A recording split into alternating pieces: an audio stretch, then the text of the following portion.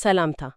ዛሬ አብረን የምንገባበት ጉዳይ አንድ አድማጭ የላኩልን እጅግ ውስብስብ እና በጣም አስገራሚ ሰነድ ነው። በጣም ይህ ሰነድ በእግዚአብሔር እና በሰው ልጅ መካከል የነበረውን ግንኙነት በሶስት ታላላቅ ምዕራፎች ከፍሎ የሚያሳይ ካርታ ነው ይመስለው። አዎ፣ ልክ እንደ ጉዞ ካርታ ነው። ነገር ግን ይህንን ሰነድ ገና አስከፍተው አንድ ለየት ያለ ነገር አይኔ ውስጥ ገባ።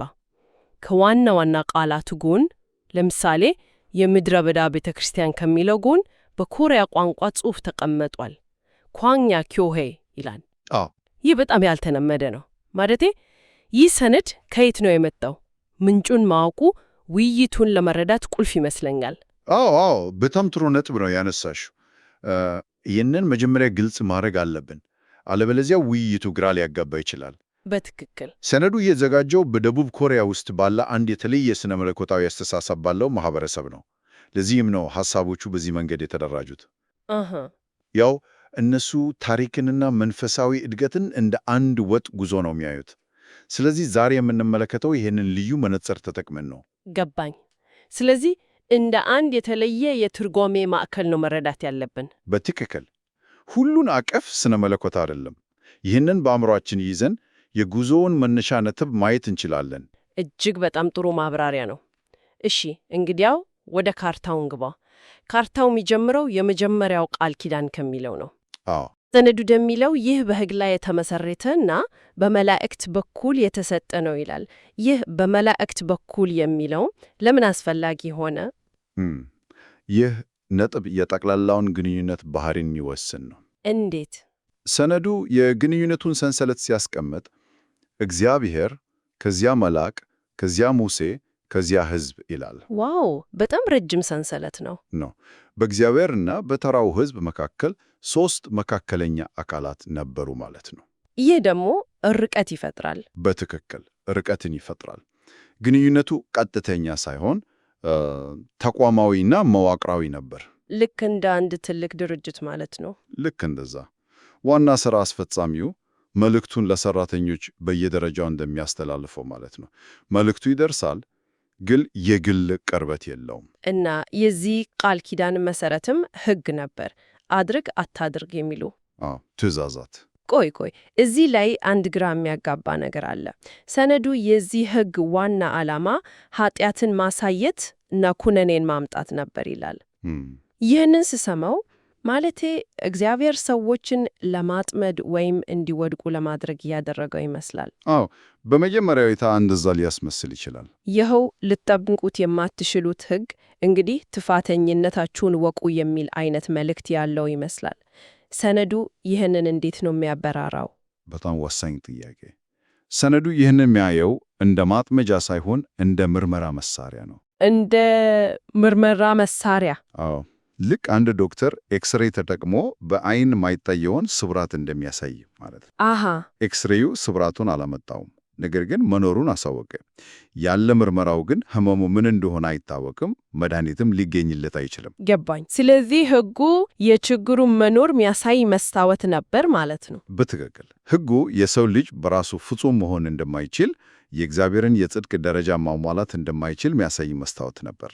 የኩነኔ ስሜት የፈጠረውም ለዚህ ነው። የችግሩን ጥልቀት ለማሳየት እና ለሚቀጥለው ነገር ጥማት እንዲፈጠር። ልክ ብለሻል። ለመፍትሄው ጥማት እንዲፈጠር። ገባኝ። ስለዚህ የመጀመሪያው ምዕራፍ የበሽታውን ምርመራ እንደማድረግ ነው። በጣም ከባድ ምርመራ። የደሞ ሰነዱ የባርነት መንፈስ ብሎ ወደሚጠራው ስሜት ይመራ።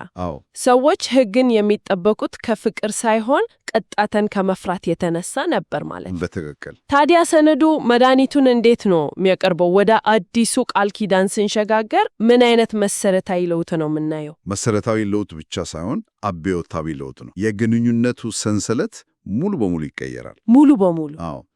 ከእግዚአብሔር መልአክ ሙሴ ሕዝብ ወደ አብ ወልድ የመጀመሪያው አጽናኝ ሕዝብ ይሸጋገራል። መላእክትና ሙሴ ከመካከል ወጥተዋል። በምትካቸው ግንኙነቱን የማስተላለፈው ራሱ ወልድ ሆነዋል። ይህ ማለት ግንኙነቱ ከሩቅና ተቋማዊነት ወደ ቅርብና ግላዊነት ተለወጠ። ዋው! እና ከሕግ ይልቅ የቃል ኪዳኑ ማዕከል ጸጋና ሱሬት ይሆናሉ።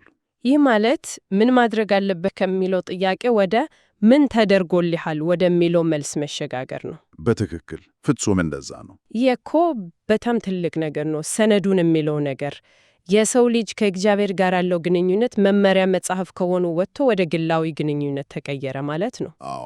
አንደኛው ሕጉ ይህ ነው፣ ጥሰሃል፣ ስለዚህ ኩነኔ አለ ሲል፣ ሌላኛው ዋጋው ተከፈሏል፣ ይቅር ተብልሃል፣ ስለዚህ ጸጋ አለ ይላል። ይሄ እኮ ስነ ልቦናዊ አብዮት ነው። ስነ ልቦናዊ አብዮት የሚለው ቃል ፍጹም ገላጭ ነው። የባርነት መንፈስ ማለትም በፍርሃት መታዘዝ ወደ የልጅነት መንፈስ መነሻ ይሆናል። ልጅነት በፍቅር ላይ የተመሰረተ ማለት ነው። አዎ። ሰነዱ እንደሚያስቀምጠው አንድ ባሪያ ጌታውን የሚታዘዘው ቅጣትን ፈርቶ ነው። አንድ ልጅ ግን አባቱን የሚታዘዘው ከፍቅርና ከመተማመን የተነሳ ነው። እና የአዲሱ ቃል ኪዳን መሰረት በመስቀል ላይ በተገለጠው የእግዚአብሔር ፍቅር ላይ መተማመን ነው። ልክ ነው። ስለዚህ የሰዎች ምላሽ ከግዴታ ሳይሆን ከምስጋና የሚመነጭ ይሆናል። ይህ ግን የጉዞ መጨረሻ አይደለም። ይቅር መባል አንድ ነገር ነው። ነገር ግን ሰነዱ ወደሚቀጥለው ደረጃ ይወስደናል። አዎ፣ ከፍርሃት ወደ ፍቅር መጣን፣ ይቅርታን አገኘን። ግን ጉዞ እዚህ ላይ አያበቃም። ሰነዱ የመንፈስ ቅዱስ ሕግ የሚል ሶስተኛ ደረጃን ይጠቅሳል። የመጨረሻው ደረጃ ይህ ከይቅርታ በላይ የሆነ ነገር ይመስላል። በመንፈስ ቅዱስ ውስጥ ሆነው ኃጢአትን ማሸነፍ እና እውነት የሚሉ ሐሳቦች አሉ። አዎ። የመጀመሪያው ቃል ኪዳን ኃጢአትን አሳየ፣ ሁለተኛው ለኃጢአት ይቅርታን ሰጣ፣ ሶስተኛው ደግሞ ኃጢአትን የማሸነፍ ኃይል ይሰጣል እያለ ነው ይመስለው። ልክ እንደዚያ ማለት ነው። ይህንን ለመረዳት ምናልባት አንድ ጥሩ ምሳሌ መጠቀም እንችላለን። እሺ። የሰውን ልጅ መንፈሳዊ እድገት ልክ አንድ ልጅ ሲያድግ እንደምናየው ሂደት አድርገን ማሰብ እንችላለን። አንደኛ፣ የመጀመሪያው ቃል ኪዳን ወይም ሕግ። ይህ ልክ አንድ ሕፃን ልጅ በግልጽ ይህን አድርግ፣ ያንን አታድርግ በሚሉ ሕግጋት የሚመራበት ጊዜ ነው። ለምን እንደሆነ ላይረዳ ይችላል፣ ግን ይታዘዛል። በትክክል ውጤቱን ሽልማት ወይም ቅጣት ፈርቶ ይታዘዛል። ሁለተኛ፣ አዲሱ ቃል ኪዳን ወይም ጸጋ። ልጁ ሲያድግ የቤተሰቡን ፍቅርና መስዋዕትነት ይረዳል። ስለዚህ ከእንግዲህ የሚታዘዘው ቅጣትን ፈርቶ ሳይሆን ወላጆቹን ስለሚወድ ነው። ልክ ብለሻል። አመስጋኝ ስለሆነ ነው። ሦስተኛውና የመጨረሻው የመንፈስ ቅዱስ ሕግ ወይም ኃይል። እዚህ ላይ ምን ይሆናል? በመጨረሻም ልጁ ሙሉ ብስለት ላይ ሲደርስ የቤተሰቡን እሴቶችና መርሆዎች የራሱ አድርጎ በውስጡ ያስቀምጣቸዋል። ከእንግዲህ ውጫዊ ሕግ አያስፈልገውም። ትክክለኛውን ነገር የሚያደርገው ማንነቱ ስለሆነ ነው። በትክክል ሰነዱ የሚያሳየውም ይሄው ነው። ሕጉ በድንጋይ ጽላት ላይ ሳይሆን በልብ ላይ ይጻፋል። የግንኙነቱ ሰንሰለትም አብ፣ ወልድ፣ መንፈስ ቅዱስ ሁለተኛው አጽናኝ ሕዝብ ይሆናል። እግዚአብሔር በጣም ቀረበ ማለት ነው። ከምንጊዜውም በላይ የምሳሌ በጣም ግልጽ አድርጎታል። ስለዚህ ከውጫዊ ሕግ ወደ ውስጣዊ መርህ፣ ከይቅርታ ወደ ብቃት የሚደረግ ሽግግር ነው። ይገርማል። ሰነዱ ደግሞ እነዚህን ረቂቅ ዘመናት ከጨባጭ ታሪካዊ አካላት ጋር ያገናኛቸዋል አለ። አዎ፣ የእያንዳንዱን ጽንሰ ሐሳብ በታሪክ ውስጥ በተገለጠ አካል ይወክለዋል። እስቲ የመጀመሪያውን የምድረ በዳ ቤተ ክርስቲያን።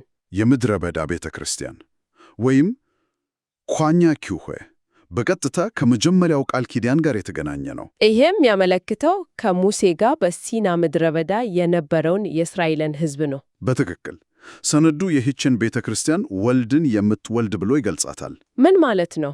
ወልድን የምትወልድ ማለት በሕግና በሥርዓት ውስጥ ሆና ዓላማዋ መሲሁን ወይም ወልድን መምጣት መጠበቅና ለዚያ መሠረት መጣል ነበር። ሁሉም ነገር ለሚመጣውን በተኛ ነገር ጥላ ነበር ይላል። በጣም ምክንያታዊ ነው። የዝግጅት ምዕራፍ ነበር ማለት ነው።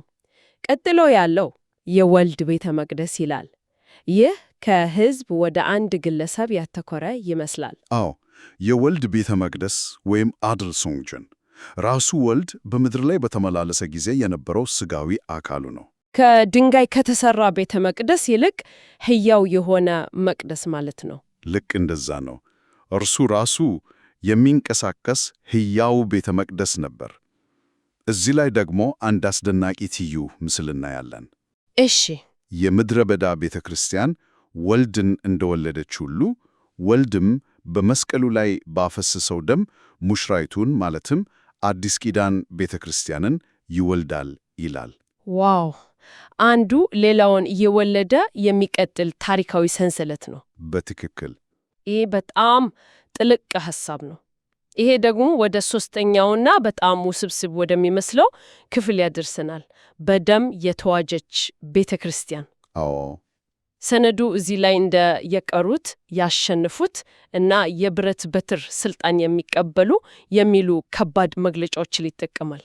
እነዚህ እነማን ናቸው? ይህ ሶስተኛው ክፍል በደም የተዋጀች ቤተ ክርስቲያን ወይም ፒሮ ሳሺን ኪዮሄ በቀጥታ ከሶስተኛው የቃል ኪዳን ምዕራፍ ከመንፈስ ቅዱስ ሕግ ጋር የተቆራኘ ነው። ስለዚህ ጸጋን ከመቀበል አልፈው የሄዱ ናቸው። አዎ፣ በመንፈስ ቅዱስ ኃይል ኃጢአትና የዓለምን ፈተናዎች የሚያሸንፉ ናቸው ይላል ሰነዱ።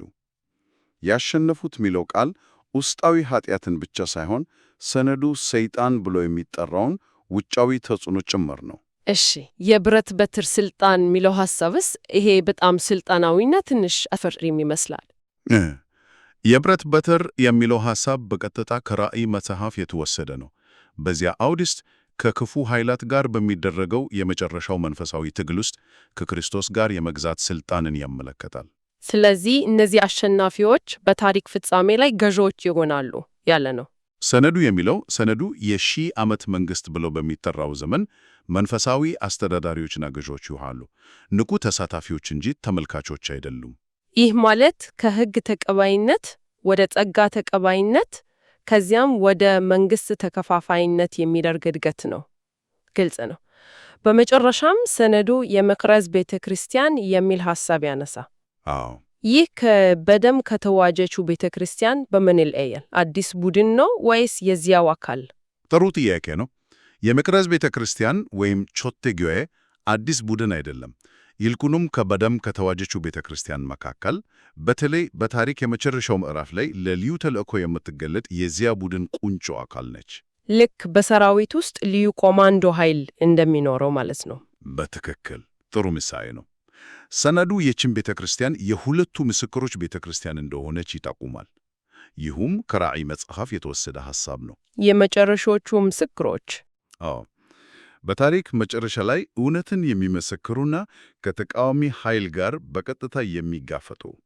ስለዚህ በደም የተዋጀችው ቤተ ክርስቲያን ሰፊው የአሸናፊዎች ቡድን ሲሆን፣ የመቅረዝ ቤተ ክርስቲያን ደግሞ የዚያ ቡድን የመጨረሻውን ተልእኮ የምትፈጽም ግንባር ቀደም አካል ነች።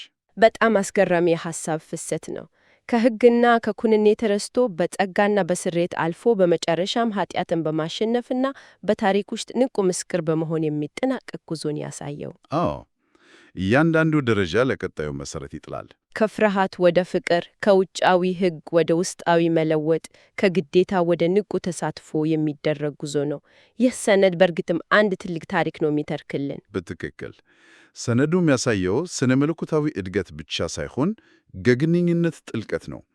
በእያንዳንዱ ምዕራፍ በእግዚአብሔርና በሰው መካከል ያለው ርቀት እየጠበበ ይመጣል። ግንኙነቱ የበለጠ ቀጥተኛና ግላዊ የሆነ አዎ፣ ከመላእክትና ከሙሴ መካከለኝነት ተነስቶ በወልድ በኩል ወደሚደረግ ቀጥተኛ ግንኙነት ከዚያም በመንፈስ ቅዱስ አማካኝነት ወደሚኖር ውስጣዊ ኅብረት ያድጋል። እንግዲህ ዛሬ የተመለከትነው ሰነድ ከውጫዊ ሕግ ወደ ውስጣዊ የመንፈስ ሕይወት፣ ከፍርሃት ግንኙነት ወደ ፍቅርና ልጅነት እንዲሁም ይህ ጉዞ በታሪክ ውስጥ እንዴት እንደተወከለ የሚያሳይ አንድ የተለየና ጥልቅ ካርታ አስቃኝቶናል። በእርግጥ ሰነዱ ይህንን እንደተጠናቀቀ ታሪክ ብቻ ሳይሆን አሁንም እንደሚቀጥል ጉዞ ነው የሚያቀርበው። ይህ ደግሞ አንድ ወሳኝ ጥያቄ አስነሳ። በትክክል ይህ ሁሉ ካርታ ከሆነ ትልቁ ጥያቄ እኛ አሁን የት ላይ ነን የሚለው ነው። ጥሩ ጥያቄ ነው። በቀረበው ማዕቀፍ መሰረት አንድ ግለሰብ ወይም ማህበረሰብ በየትኛው መንፈሳዊ ደረጃ ላይ እንዳለ በምን ማወቅ ይቻላል? አሁንም የሚመራው በፍርሃትና በሕግ ነው ወይስ በፍቅርና በይቅርታ ምቾት ውስጥ ነው? ወይም ደግሞ ኃጢአትን የማሸነፍ ኃይል በተሞላበት የልጅነት መንፈስ ውስጥ ነው? እናም አሸናፊ ወይም ምስክር መሆን በ21ኛው ክፍለ ዘመን ምን ይመስላል? ሰነዱ መልሱን ከመስጠት ይልቅ ጥያቄውን በኃይል ያስቀምጥብናል። አዎ፣ ይህም ለአድማጭ የምንተው ትልቅ የማሰላሰያ ነጥብ ነው።